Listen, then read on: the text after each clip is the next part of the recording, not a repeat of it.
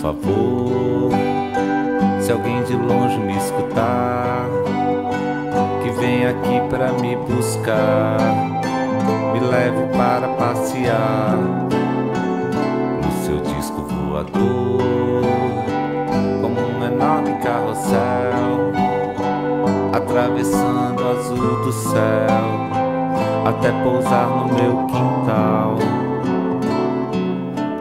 Se o pensamento duvidar, todos os meus poros vão dizer: estou pronto para embarcar, sem me preocupar e sem temer.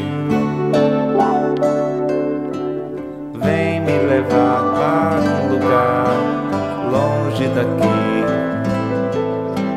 livre para navegar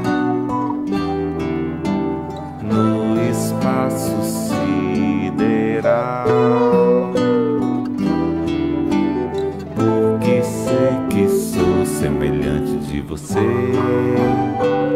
diferente de você, passageiro de você, à espera de você, no seu balão de São João, que caia bem na minha mão, ou numa pipa de papel, me leve para além do céu.